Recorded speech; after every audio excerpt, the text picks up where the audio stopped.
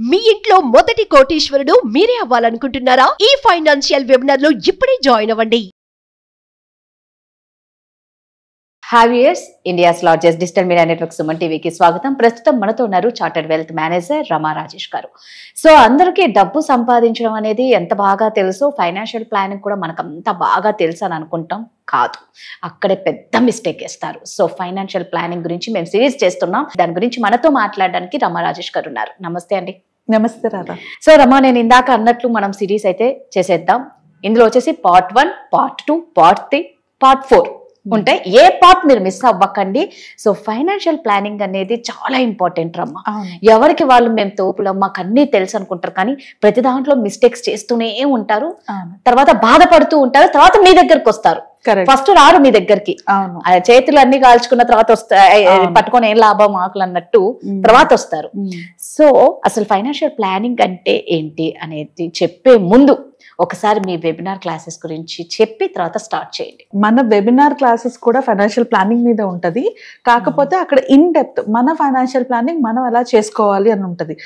అన్ని యూట్యూబ్ లో మనం చెప్పలేము. నాలెడ్జ్ పరంగా నేను యూట్యూబ్ లో ఇవ్వగలుగుతాను, కానీ కాన్సెప్ట్ వైజ్ లేకపోతే సిచ్యువేషన్ వైజ్ అవి నేను చెప్పాలి అంటే దానికి వర్క్ షీట్స్ కావాల్సి ఉంటది, అండ్ అనాలిసిస్ కావాల్సి ఉంటది, లాట్ ఆఫ్ థియరీ ఉంటుంది, అండ్ ప్రాక్టికల్ గా కూర్చోబెట్టి చేయాలి. కనెక్టివిటీ కంపల్సరీ ఉండాలి, అప్పుడే అది చేయించగలుగుతాం.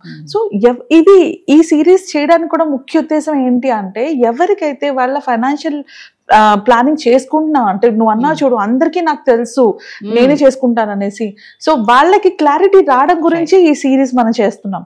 బట్ ఆల్రెడీ నాకు ఐడియా ఉంది, బట్ నాకు ఎక్కడికి వెళ్ళి నేర్చుకోవాలో తెలీదు, నేను ఏం చేయాలో తెలియదు అనుకున్న వాళ్ళకి మాత్రం మన webinar is the best way.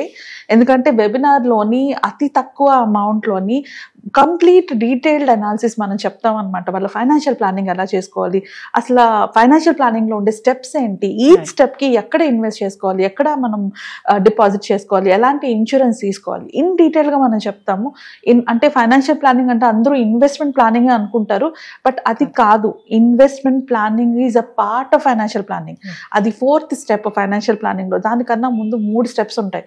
So each and every step ని వాళ్ళు నేర్చుకుంటారు ఇన్ డీటెయిల్ గా.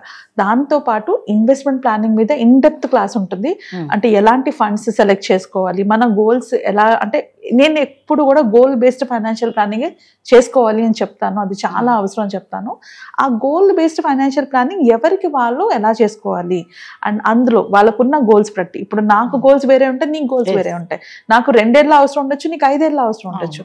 సో ఈ 2 years నాకు అవసరం ఉన్నప్పుడు నేను ఎలాంటి ఫండ్స్ పెట్టుకోవాలి, 5 years లో ఉన్నప్పుడు ఎలాంటి ఫండ్స్ పెట్టుకోవాలి, 15 years ఎలాంటి ఫండ్స్ పెట్టుకోవాలి, ఆ ఫండ్స్ సెలెక్షన్ ఎలా చేసుకోవాలి, అన్నీ కూడా మనం డీటెయిల్గా అందులో చెప్తాము. సో ప్రతి ఒక్కరికి ఇది అవసరం. ఎందుకంటే మన స్కూల్స్లో కానీ, కాలేజెస్లో కానీ, మన లైఫ్లో కానీ ఎక్కడ కూడా ఫైనాన్షియల్ ప్లానింగ్ అన్నది నేర్పించారు. కాబట్టి ప్రతి ఒక్కరు, అంటే డబ్బు సంపాదిస్తున్న ప్రతి ఒక్కరు, లేకపోతే ఒక ఫ్యామిలీలో ఉన్న ప్రతి లేడీకి కూడా ఇది అవసరమే. ఎందుకంటే మనీ మేనేజ్మెంట్ ఆడవాళ్ళు చేసినప్పుడు ఇంపాక్ట్ బాగుంటుంది. ఇప్పుడు హస్బెండ్సే బయటకు వెళ్ళి జాబ్ చేసి డబ్బులు తీసుకుని వచ్చి మళ్ళీ వాళ్ళే ఫైనాన్షియల్ ప్లానింగ్ చేయడానికి అంత టైం వాళ్ళకు ఉండదు. సో ఆ మేనేజ్మెంట్ నేర్చుకోవడానికి ప్రతి ఒక్కరు అర్హులే, చిన్నవాళ్ళు లేదు పెద్ద లేదు, ప్రతి ఒక్కరు అర్హులే. సో ఎవరికైతే ఫైనాన్షియల్ ప్లానింగ్ గురించి అవగాహన కావాలనుకుంటున్నారో, మీరు పెడుతున్న ఇన్వెస్ట్మెంట్స్ రైటా కాదా అని మీకు తెలుసుకోవాలనుకుంటున్నారు, కరెక్ట్ ఇన్వెస్ట్మెంట్స్ ఎలా పెట్టుకోవాలి, కరెక్ట్ ఇన్సూరెన్స్ ఎలా చూస్ చేసుకోవాలనుకుంటున్నారు, ఖచ్చితంగా అందరూ ఈ వెబినార్లో జాయిన్ అవ్వండి. ఈ వెబినార్ 12th నుంచి 14th వరకు ఉంటుంది.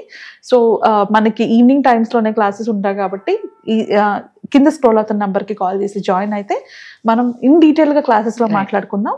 And coming to the series, ఈ సిరీస్కి వచ్చేటప్పటికి ఇది నేను చేయడానికి రీజన్ ఏంటి అంటే, అందరూ అంటే నాకు వచ్చిన క్లయింట్స్ కానీ, నేను ఆన్లైన్లో చూస్తున్నా కానీ, ఎక్కడ చూసినా కూడా ఏ మ్యూచువల్ ఫండ్ కరెక్ట్, ఏ స్టాక్ మార్కెట్ కరెక్ట్, ఈ ఫండ్ పడిపోతుంది ఏం చేయాలి, ఆ ఫండ్ పెరుగుతుంది ఏం చేయాలి, ఇప్పుడు మార్కెట్ డౌన్ అయిపోతుంది ఏం చేయాలి, ఆ చుట్టూ ఉన్న నాయిస్ అంటే భయానికి ఏదో ఒక మిస్టేక్ చేయడం, ఆ మిస్టేక్ చేసిన తర్వాత డబ్బులు లాస్ అవ్వడం, ఇవన్నీ ఫేస్ చేస్తున్నారు. కాబట్టి అందరికీ, అంటే నేను మ్యూచువల్ ఫండ్స్ గురించి మాట్లాడచ్చు, బట్ నా పాయింట్ ఏంటంటే మ్యూచువల్ ఫండ్స్ కన్నా ముందు ఇంపార్టెంట్ ఫైనాన్షియల్ ప్లానింగ్.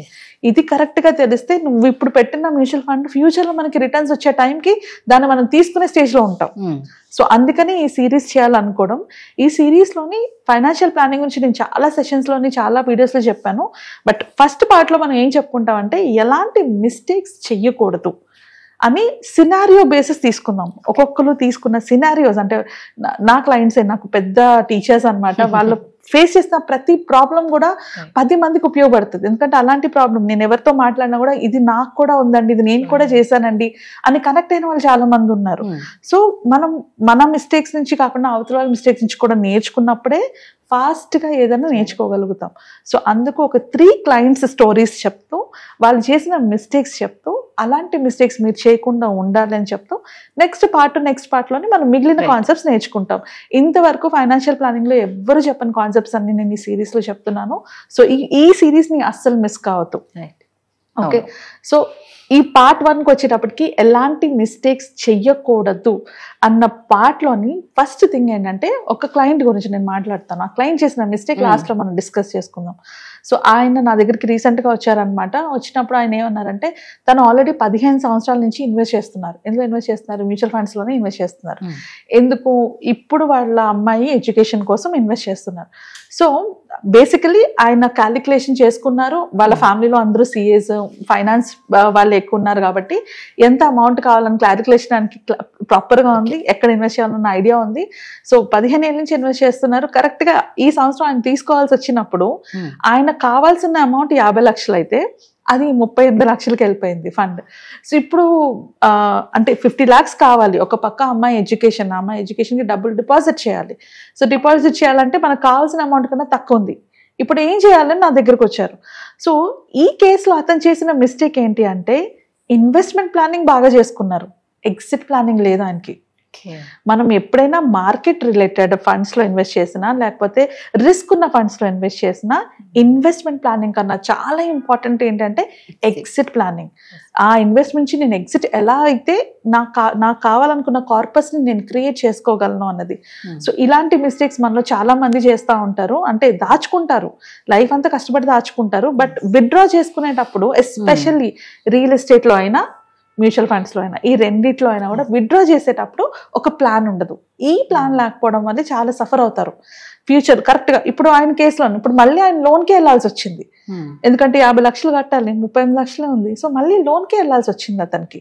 సో ఇలాంటి సిచ్యువేషన్స్ ని అవాయిడ్ చేయాలి అంటే కంపల్సరీగా మనం ఇన్వెస్ట్మెంట్ ప్లానింగ్ చేసుకుంటున్నప్పుడే మనం ఎగ్జిట్ ప్లానింగ్ కూడా చేసుకోవాలి. ఎగ్జిట్ ప్లానింగ్ గురించి మనం పార్ట్ 2లో డీటెయిల్ గా మాట్లాడుకున్నాం కాబట్టి పార్ట్ 2 కంపల్సరీగా చూడండి. సో ఇది ఫస్ట్ మిస్టేక్. మనం ఇన్వెస్ట్మెంట్ ప్లానింగ్ చేసుకునేటప్పుడు చేయాల్సింది ఏంటి? ఎగ్జిట్ ప్లానింగ్ కూడా చేయాలి. సెకండ్ మిస్టేక్ వచ్చేటప్పటికి ఏంటంటే ఇన్వెస్ట్మెంట్ చేసుకుంటారు but not in the right product. అంటే ఏంటి? ఇప్పుడు one of the client same అంటే ఇది డిఫరెంట్ క్లయింట్, నా కెరియర్ బిగినింగ్ లో వచ్చిన ఒక క్లయింట్ అనమాట. వెరీ ఇంపార్టెంట్ లెసన్ నేను వాళ్ళ దగ్గర నుంచి నేర్చుకున్నాను. ఇద్దరు హస్బెండ్ అండ్ వైఫ్, ఇద్దరు హార్డ్ వర్కింగ్, ఇద్దరు కూడా పిల్లలు పుట్టిన దగ్గర నుంచి వాళ్ళిద్దరి కోసం దాయడం మొదలు పెట్టారు. ఇద్దరు ఆడపిల్లలే. సో ప్రతి సంవత్సరం కూడా వాళ్ళు వీళ్ళ ఎడ్యుకేషన్ కోసం, వీళ్ళ మ్యారేజ్ కోసం ప్రతి దానికి వాళ్ళు దాచుకున్నారు. తీరా ఆ సిచ్యువేషన్ వచ్చేసేటప్పటికి అంటే వాళ్ళు నా దగ్గరికి వచ్చేటప్పటికి వాళ్ళిద్దరు పిల్లలు కాలేజ్ అయిపోయింది అండ్ మ్యారేజ్ కోసం ఒకరు, హయ్యర్ ఎడ్యుకేషన్ కోసం ఒకరు ప్లాన్ చేసుకుంటున్నారు. ఈ పాయింట్లో వీళ్ళు దాచుకున్న డబ్బులు, వాళ్ళ జీవితాంతం కష్టపడి దాచుకున్న డబ్బులు ఒక అమ్మాయి అయితే మ్యారేజ్కో లేదా ఇంకొక అమ్మాయి ఎడ్యుకేషన్కో అయిపోయేలా ఉంది, కానీ రెండింటికి సరిపడేలా లేదు, సరిపోలేదు. వాళ్ళు చేసిన మిస్టేక్ ఏంటి అంటే వాళ్ళు ఆ టైం అంతా కూడా డిఫరెంట్ ఇన్వెస్ట్మెంట్ అంటే పాలసీస్లో పెట్టేశారనమాట. ఎల్ఐసి పాలసీలని, బ్యాంక్ పాలసీలని, ఇట్లాంటి పాలసీలో ఇన్వెస్ట్ చేసుకున్నారు. అండ్ ఎన్ని సంవత్సరాలు పెట్టుకున్నారు? మోర్ దాన్ 15 సంవత్సరాల పాటు ఇన్వెస్ట్ చేస్తూ వాళ్ళు ఇన్వెస్ట్ చేస్తున్న అంటే 15 సంవత్సరాలు నువ్వు ఇన్వెస్ట్ చేసినప్పుడు నువ్వు ఫిక్స్డ్ డిపాజిట్లో కానీ, ఎల్ఐసి పాలసీలో కానీ, లేకపోతే ఇలాంటి బ్యాంక్లో చెప్పే యూలిప్ పాలసీలో కానీ పెట్టుకుంటే ఏమవుతుందంటే మనకి ఎండింగ్కి వచ్చేటప్పటికి కావాల్సినంత అమౌంట్ ఉండదు. సో ఇప్పుడు వాళ్ళు అన్ని సంవత్సరాల తర్వాత వాళ్ళ అవసరానికి వచ్చి చూసుకున్నప్పటికీ ఏం జరిగింది? ఏ అవసరానికి అది సరిపోలేదు.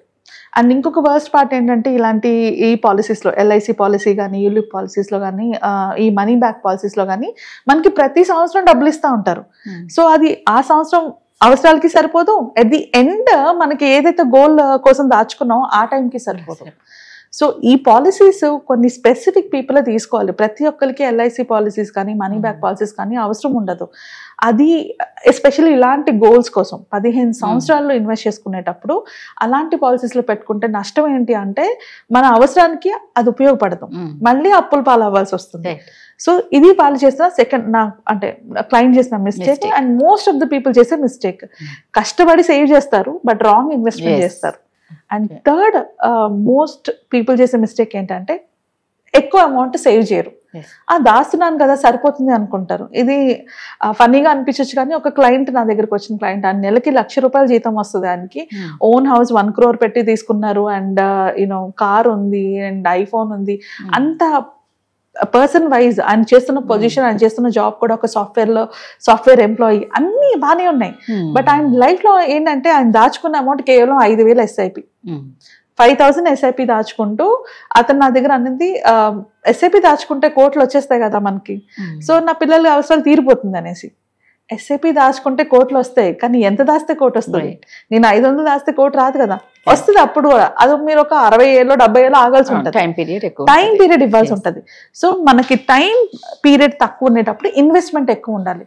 సో మనం కొందరు ఇన్వెస్ట్ చేసుకోలేని పొజిషన్ లో ఉన్న వాళ్ళు కొందరు ఉంటే, ఇన్వెస్ట్ చేయగలిగే పొజిషన్ లో ఉండి కూడా ఇన్వెస్ట్ చేయని వాళ్ళు కొందరు ఉంటారు. సో ఇది థర్డ్ మిస్టేక్. మీరేం మిస్టేక్ చేస్తున్నారంటే, నేను ఇన్వెస్ట్ చేయలేకపోతున్నానంటే దానికి ఒక సొల్యూషన్ ఉంటుంది. నేను ఇన్వెస్ట్ చేయగలను కానీ ఇన్వెస్ట్ చేయట్లేదంటే దానికి ఒక సొల్యూషన్ ఉంటుంది. సో దాన్ని బట్టి మనం ప్లాన్ చేసుకోవాలి. సో ఈ కేసులో ఇతను చేసిన మిస్టేక్ ఏంటి, ఆయన ఇన్వెస్ట్ చేయగలరు కానీ ఎంత చేయాలో తెలియదు, దేనికోసం చేయాలో తెలియదు. ఆయన ఏం గోల్ పెట్టుకోలేదు. ఒక SIP దాచుకుంటున్నారు, 40 ఏళ్ళకి వస్తే ₹1,00,000 వస్తే వచ్చింది, 50 ఏళ్ళకి వస్తే వచ్చింది అంతే అనుకుంటున్నారు. కానీ ఆయనకి 2 పిల్లలు ఉన్నారు, ఆ పిల్లలు ఇద్దరికి ఎడ్యుకేషన్ కి దాచుకున్నారంటే ఇల్లు ఉంది కదా అని. బట్ నువ్వు ఉంటున్న ఇల్లు నీకు అది ఎప్పుడు అమ్మేసి నువ్వు వాళ్ళకి చూడలేవు కదా, నీకు సపరేట్ గా ఏమీ ఇవి లేవు. సో ఇలాంటి సిల్లీ మిస్టేక్స్ అన్నమాట. అంటే వాళ్ళు ఏమనుకుంటారు, ల్యాండ్ ఉంది, ఇల్లు ఉంది, ఆర్ ఒక 5,000 SIP వెళ్తుంది సరిపోతుంది అనుకుంటారు. బట్ ఇది ఏ గోల్ కి అంటే ఆ టైం వచ్చేటప్పటికి ఆ గోల్ కి అది సరిపోదు. ఇది తెలియకపోవడం వల్ల తక్కువ ఇన్వెస్ట్ చేసుకుంటున్నారు. సో ఎప్పుడైతే ఆయనకి ఇంత అమౌంట్ అవసరం ఉంటది అని నేను క్యాలిక్యులేట్ చేసి చూపించాను, అప్పుడు ఆయనకు అర్థమైంది, ఓకే నేను దాస్తున్న అమౌంట్ సరిపోదు అన్నది.